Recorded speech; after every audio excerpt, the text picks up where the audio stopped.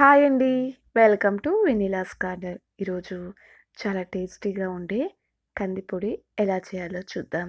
కావలసిన ఇంగ్రీడియంట్స్: ఒక కప్పు కందిపప్పు, హాఫ్ కప్ పచ్చిశనగపప్పు, 1 టేబుల్ స్పూన్ జీలకర్ర, కొంచెం ఇంగువ, ఇది ఆప్షనల్ అండి. ఎండుమిరపకాయలు మనం తినే కారాన్ని బట్టి చూసి తీసుకోవాలి. హాఫ్ కప్ పెసరపప్పు, రుచికి సరిపడా ఉప్పు, ఒక కప్పు కందిపప్పుని తీసుకుని ఇలా వేసుకుని ఫ్లేమ్ని లోలో పెట్టుకుని అడుగు మాడకుండా ఇలా కలుపుతో వేయించుకోవాలి. కందిపప్పు మొత్తం మంచి వాసన వచ్చేదాకా దోరగా వేగేంత వరకు వేయించుకోవాలి. కందిపప్పు వేగడానికి కొంచెం టైం పడుతుందండి. ఓపికగా ఇలా కలుపుతో వేయించుకోవాలి. ఎప్పుడు కందిపొడి చేసినా కందిపప్పుని వేయించుకునే దాన్ని బట్టే టేస్ట్ మొత్తం ఉంటుంది.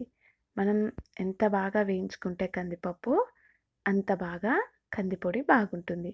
చూడండి, మనకి ఈ విధంగా వేగితే సరిపోతుంది. ఇప్పుడు ఒక ప్లేట్లోకి ట్రాన్స్ఫర్ చేసుకుందాం.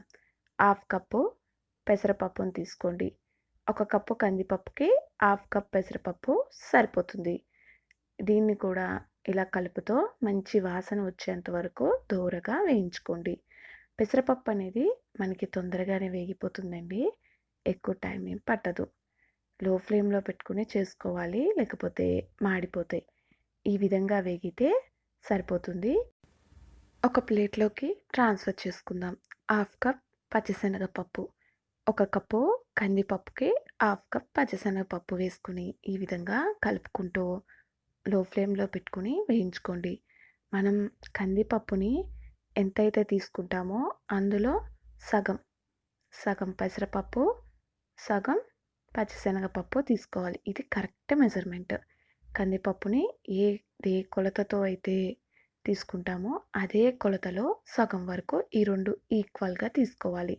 ఇలా పచ్చిశనగపప్పుని దోరగా మంచి వాసన వచ్చేంత వరకు వేయించుకోవాలి. చూడండి, మనకి ఈ విధంగా వేగితే సరిపోతుంది. ఇప్పుడు దీన్ని స్టవ్ ఆఫ్ చేసేసుకుని ఒక ప్లేట్లోకి ట్రాన్స్ఫర్ చేసుకుందాం. 1 టేబుల్ స్పూన్ జీలకర్ర వేసుకుని రుచికి సరిపడా ఎండుమిరపకాయలను వేసుకోవాలి. ఈ ఎండుమిరపకాయలు అనేది మనం తినే కారాన్ని బట్టి చూసి యాడ్ చేసుకోవాలి. ఇలా లో ఫ్లేమ్లో పెట్టుకుని వేయించుకోండి. మనం స్టవ్ ఆఫ్ చేసి కూడా వేయించుకోవచ్చు. ఎందుకంటే ప్యాన్ వేడిగా ఉంటుంది కదా, ఆ వేడి సరిపోతుంది. ఎండుమిరపకాయలు అనేవి మరీ కలర్ చేంజ్ అవ్వకుండా ఇలా వేయించుకోవాలి. కలర్ చేంజ్ అయితే కందిపొడి కూడా మనకి కలర్ చేంజ్ అయిపోతుంది. అందుకని కలర్ చేంజ్ అవ్వకుండా ఈ విధంగా వేయించుకుని స్టవ్ ఆఫ్ చేసుకుని దీన్ని కూడా ఒక ప్లేట్లోకి ట్రాన్స్ఫర్ చేసుకుందాం. మనం వేయించుకున్న కందిపప్పు, పచ్చిశనగపప్పు, పెసరపప్పు, ఈ ఎండుమిరపకాయలు, జీలకర్రని కొంచెం పూర్తిగా చల్లారనివ్వండి. చల్లారిన తర్వాత ఒక మిక్సీ జార్లో మనం వేయించుకున్న ఈ 3 పప్పులను కలిపి వేసుకోవాలి. వేయించిన ఎండుమిరపకాయలు, జీలకర్రను కూడా వేసుకోండి. రుచికి సరిపడా ఉప్పు వేసుకుని బాగా మెత్తగా పౌడర్ లాగా గ్రైండ్ చేసుకోండి. ఈ పౌడర్ అనేది మనకి ఈ విధంగా ఉండాలి. ఒకసారి మిక్సీకి వేసుకుని ఆపి స్పూన్తో మొత్తం కలుపుకొని మళ్ళీ వేసుకోండి. ఇలా మధ్య మధ్యలో ఆపుతూ స్పూన్తో కలుపుకుంటూ వేసుకుంటే మొత్తం ఈవెన్గా చాలా మెత్తగా వస్తుంది.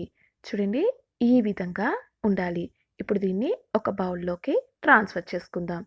అంతేనండి, ఎంతో టేస్టీగా ఉండే కందిపొడి రెడీ అయిపోయింది.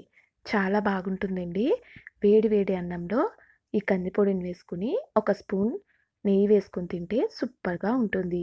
కందిపొడి ఆవకాయ కాంబినేషన్ చాలా బాగుంటుందండి. కందిపొడి వేసుకుని ఆవకాయలో ఉండే నూనె వేసుకుని తింటే టేస్ట్ చాలా బాగుంటుంది. మీరు కూడా ఒకసారి ట్రై చేయండి. ఈ వీడియో మీకు నచ్చినట్లయితే లైక్ చేసి కామెంట్ చేయండి. మీ ఫ్రెండ్స్కి షేర్ చేయండి. అండ్ మన ఛానల్ని సబ్స్క్రైబ్ చేసుకోండి.